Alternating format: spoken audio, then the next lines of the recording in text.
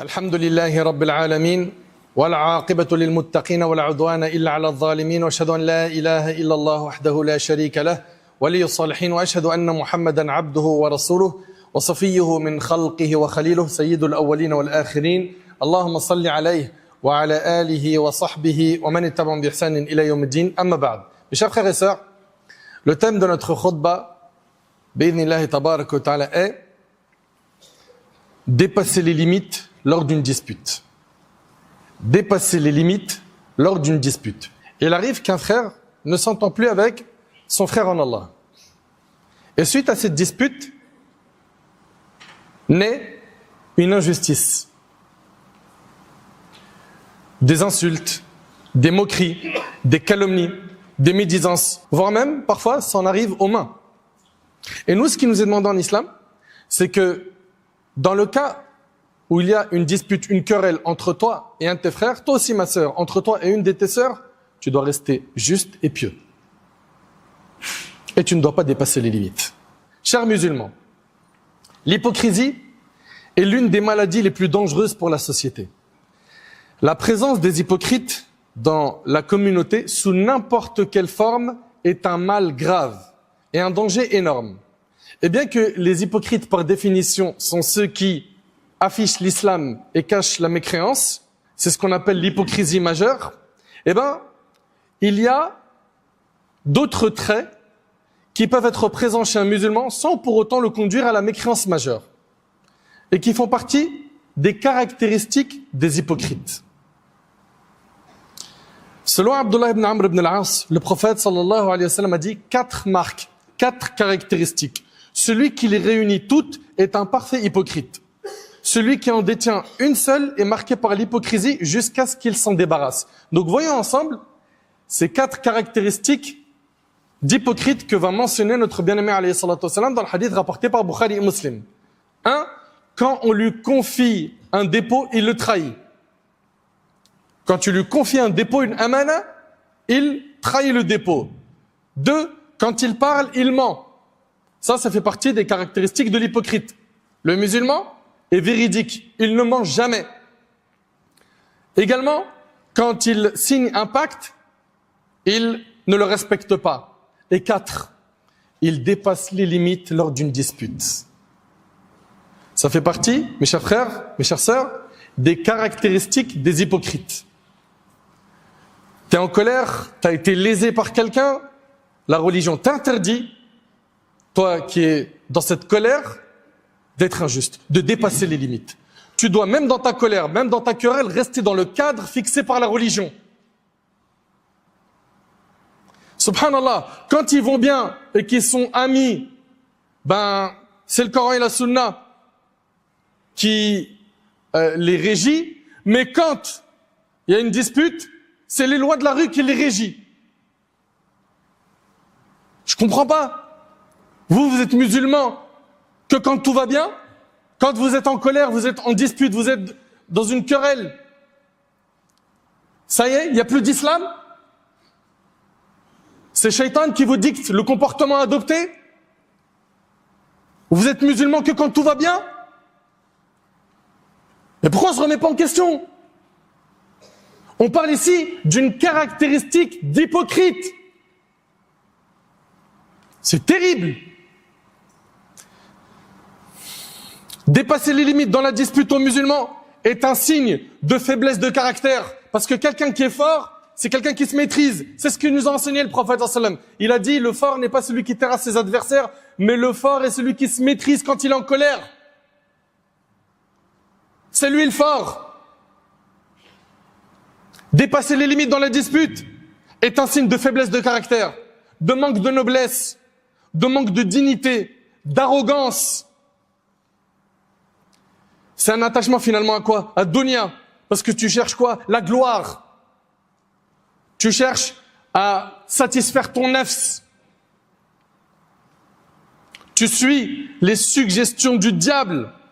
Alors que, subhanallah, le croyant qui raisonne, qui réfléchit, sait que chaque parole, chaque chose qu'il va écrire, que ce soit dans une feuille qu'il va par la suite faire parvenir à quelqu'un, ou dans un SMS ou un email ou autre, tout ce que tu écris, tout ce que tu prononces est également écrit dans ton livre par les anges.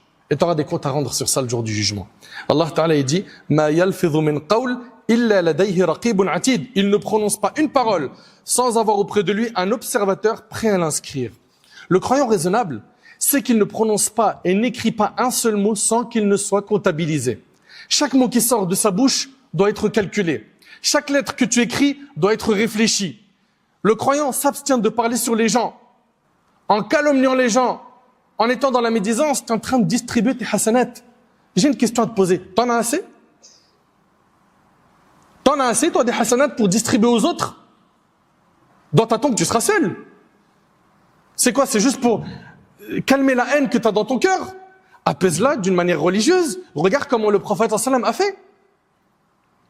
Non. Quand ils vont bien, c'est le Coran et la Sunna. Quand ils vont mal, c'est les lois de la rue. Inna lillahi wa inna ilayhi raji'un. Le croyant ne se laisse pas emporter par les pensées de son âme qui désire la vengeance, évitant ainsi de trop en dire, ni par une haine intense qui pourrait le mener à la diffamation et à des accusations mensongères. Son amour de la victoire ne doit pas le pousser à accuser les autres de manière infondée, sans preuve, sans vérification des preuves. Mes frères et sœurs, ce comportement de dépasser les limites au moment d'une dispute, c'est un comportement injuste. Quand une personne s'écarte délibérément de la vérité et dépasse la limite de ce qui est nécessaire pour se plaindre, allant jusqu'à transformer le faux en vrai et le vrai en faux, pour apaiser un ressentiment dans son cœur, dissiper sa colère, soulager son âme, satisfaire un besoin personnel, en se donnant l'illusion d'avoir obtenu justice pour elle-même, la personne qui fait ça a des caractéristiques d'hypocrite. Et ce ne sont pas mes paroles, c'est les paroles du prophète sallallahu alayhi wa sallam. Chers frères et sœurs, il y a aujourd'hui parmi nous, malheureusement, des personnes qui, lorsqu'un différend survient entre elles et quelqu'un d'autre, ou lorsqu'elles voient quelque chose qui ne leur plaît pas, ne respectent pas les principes de la vérité et de la justice.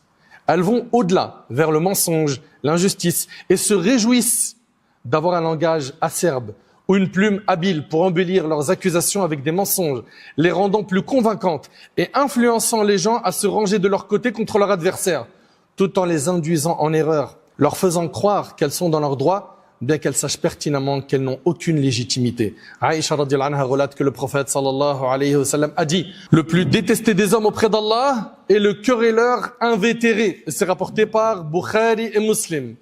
Le querelleur invétéré, mes frères et sœurs, est celui qui se caractérise par l'entêtement, l'acharnement dans ses débats mensongers, le mensonge dans ses propos, l'immoralité dans ses confrontations et l'injustice dans ses jugements. Il se laisse emporter par les idées et accusations que le diable lui insuffle à l'encontre de son adversaire. Il pense à tort que c'est de la bravoure et de la force de faire taire les autres par son argumentation fallacieuse, de les réduire au silence avec des arguments erronés, et se sent fier de pouvoir inverser la vérité en mensonge et le mensonge en vérité.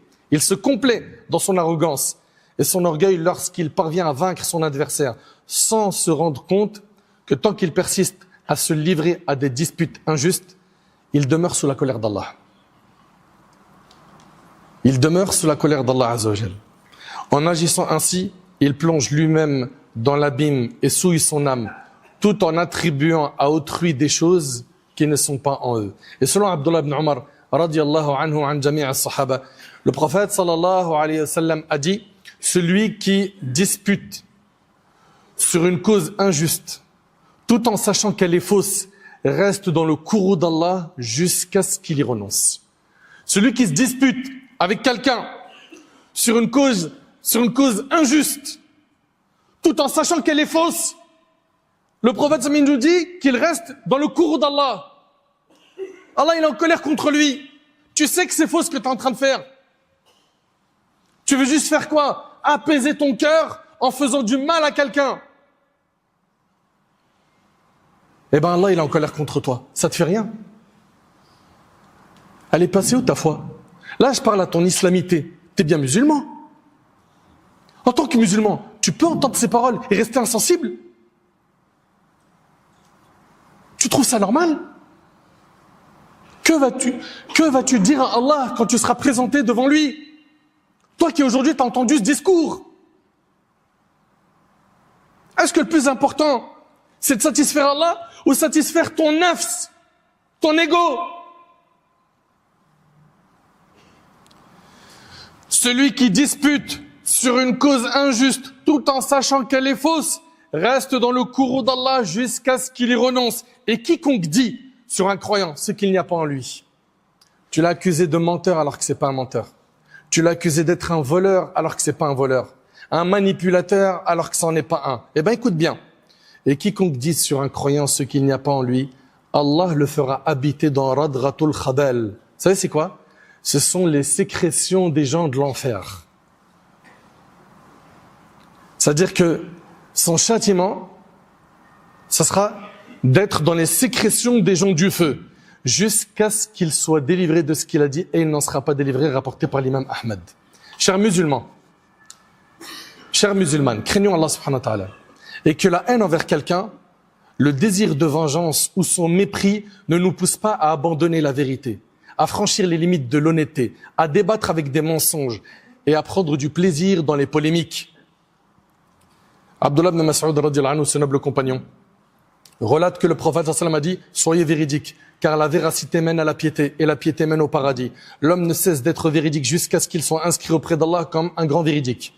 Et prenez garde au mensonge, car le mensonge mène au vice, et le vice mène en enfer. L'homme ne cesse de mentir jusqu'à ce qu'il soit inscrit auprès d'Allah comme un grand menteur. » Et c'est rapporté par Bukhari Muslim. T'es inscrit auprès d'Allah comme étant quoi? Un véridique ou un menteur? Pose-toi la question. Allah Ta'ala a blâmé les hypocrites pour leur voix élevée dans le mensonge. Allah Ta'ala, en les décrivant, il a dit « Et quand ils parlent, on écoute leurs propos. Et Allah a blâmé d'autres personnes en disant « Balhum qawmun khasimun » car ce sont des esprits chicaniers. Subhanallah. Le chicanier, c'est une personne qui cherche des querelles ou des disputes pour des raisons insignifiantes ou futiles. Allah Ta'ala dit وَالَّذِينَ يُؤْذُونَ الْمُؤْمِنِينَ وَالْمُؤْمِنَاتِ بِغَيْرِ مَا اكْتَسَبُوا فَقَدِ احْتَمَلُوا بُهْتَانًا وَإِثْمًا مُبِينًا. Ceux qui offensent les croyants et les croyantes pour une chose qu'ils n'ont pas commise se chargent d'une infamie et d'un péché manifeste. Dans notre société, il existe des individus qui ont cédé à leurs désirs et ont laissé leur passion les guider, tandis que ceux qui les entouraient leur ont laissé faire, jusqu'à ce qu'elles en deviennent malades et corrompues. L'injustice et l'arrogance se sont enracinés en eux et ils se sont adonnés à la méchanceté dans leurs conflits. Ils n'hésitent plus à accuser les autres à tort, sans se soucier de la religion. Ils se sentent tellement éloignés d'Allah qu'ils ont recours à tous les moyens, même illégaux, pour défendre un honneur fictif ou revendiquer un droit inventé. Certains vont même jusqu'à jurer faussement au nom d'Allah, oubliant ou faisant semblant d'oublier les paroles du prophète sallam qui a dit « Quiconque jure en prêtant un faux serment, afin de s'accaparer des biens d'un musulman, rencontrera Allah en colère contre lui » rapporté par Bukhari et Muslim. Mes chers frères et sœurs, les litiges, ils ont toujours existé parmi les gens depuis qu'ils existent. Et même les plus sages se sont disputés. Cependant, nous n'avons jamais été témoins d'une dégradation aussi profonde de l'honneur dans les conflits qu'à notre époque. Nous voyons des époux, lorsqu'ils se querellent, se livrer à l'injustice l'un envers l'autre. Chacun des membres de leur famille prend alors son parti et se lance dans des attaques, mentant et s'éloignant de la vérité. C'est aussi ce qui se produit entre un supérieur et ses employés, entre un employé et son supérieur. Il en va de même pour celui qui a un droit contre celui qui le nie ou nie une partie de celui-ci. Chers frères et sœurs, il y a aujourd'hui beaucoup de gens qui ne font pas la différence entre revendiquer ses droits avec sincérité, justice et reconnaissance et devenir un oppresseur, un menteur, un débauché qui accuse son adversaire de ce qu'il n'a pas fait, lui attribue des paroles qu'il n'a pas prononcées et semble croire que la vérité ne revient à son véritable propriétaire que par la calomnie, l'insulte, le dénigrement, des propos vulgaires et une brutalité excessive envers les adversaires. Celui qui ne se retient pas de dépasser les limites et de sortir des cadres de la justice, dans notre religion, il est considéré comme ignorant et injuste. Allah Ta'ala a dit وَلَا يَجْرِمَنَّكُمْ شَنَآنُ قَوْمٍ عَلَىٰ أَنْ لَا تَعْدِلُوا اعْدِلُوا هُوَ أَقْرَبُ لِلتَّقْوَى. Que l'aversion qu'éprouvent les infidèles pour vous ne vous incite pas à être injuste. Soyez équitable. Cela est plus proche de la piété. Et d'après Aïcha, radiyallahu anha, le prophète sallallahu alayhi wa sallam a dit, celui qui demande un dû, regardez ce qu'il dit le prophète sallallahu alayhi wa sallam, celui qui demande un dû, qu'il le demande convenablement. Vous savez, ça veut dire quoi convenablement? Ça veut dire avec douceur, comme a dit Cheikh Al-Abbad, hafidahullah. Celui qui demande un dû, qu'il le demande convenablement. Et ceci, qu'on lui rende son dû ou pas. Et c'est rapporté par Ibn Majah. Je répète, celui qui demande un dû, qu'il le demande convenablement, c'est-à-dire avec douceur. Et ceci, qu'on lui rende son dû ou pas. Allah Ta'ala dit, wa idha qultum fa'dilu. Quand vous parlez, soyez justes. Apprenons à être justes, mes frères et sœurs, parce que l'injustice se transformera en ténèbres le jour du jugement. Celui qui a été injuste sur terre, en touchant l'honneur d'un frère ou à une de ses sœurs, en prenant ses biens, en le lésant dans ses droits, le jour du jugement, s'il ne s'est pas repenti sur terre, le jour du jugement, il devra rembourser avec ses bonnes actions. Et s'il n'a plus de bonnes actions, on prendra les péchés des victimes, qu'on lui collera dans son compte, et sera voué à sa perte.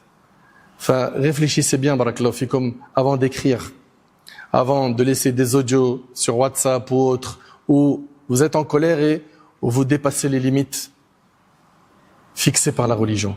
Ce comportement-là n'est pas celui du pieux, c'est plutôt une caractéristique des hypocrites. On connaît le chemin de la piété, c'est celui du Coran, de la Sunna. Et là, on vient de voir une parmi les caractéristiques des hypocrites. À toi de faire le bon choix. Et repens-toi de toutes les calomnies, de tout le mal que tu as pu faire avec ta langue, ou en écrivant sur le net ou sur WhatsApp ou autre, en déchirant l'honneur de quelqu'un, en lui collant une erreur, un péché qu'il n'a pas fait ou qu'elle n'a pas fait. Qu'Allah subhanahu wa ta'ala nous réforme, qu'Allah tabarak wa ta'ala améliore notre situation, qu'Allah subhanahu wa ta'ala nous accorde une bonne compréhension de sa religion, qu'Allah subhanahu wa ta'ala nous accorde une bonne fin.